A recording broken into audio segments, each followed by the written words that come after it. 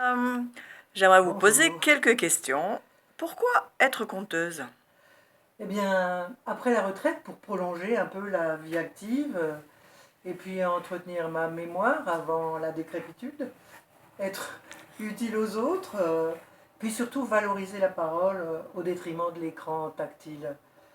La communication verbale et surtout développer l'imagination des jeunes et des moins jeunes et proposer du rêve. Et pourquoi compter aux jeunes? Bah, pour leur faire découvrir des cultures différentes, un fond commun mythologique dans des folklores comparés contenant des motifs universaux.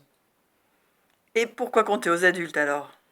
Pour leur montrer la puissance d'un genre littéraire court, prisé par les plus grands auteurs et pas seulement par les bébés, et ses effets sur les jeunes générations malgré l'ère du numérique. Très bien. Pourquoi former en compte?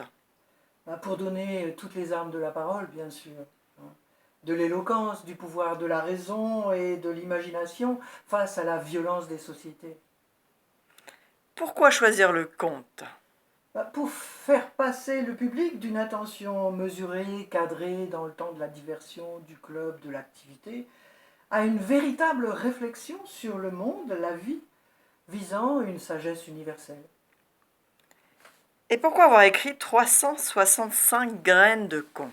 Pour prouver, à la suite de mon modèle, qui est Muriel Bloch, conteuse nationale avec ses 365 contes des pourquoi et des comment, qu'il était possible de transformer l'âme d'un pays qui s'est déjà transformé et a vécu une mutation économique remarquable en 100 ans. Pourquoi investir un territoire en conte?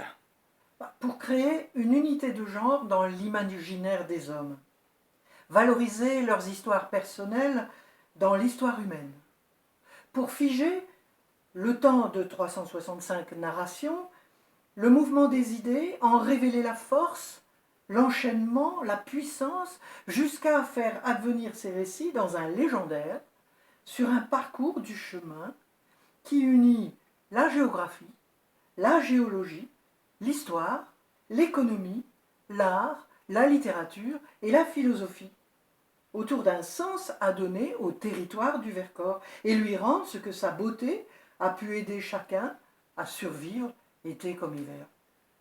Merci Anne. Merci.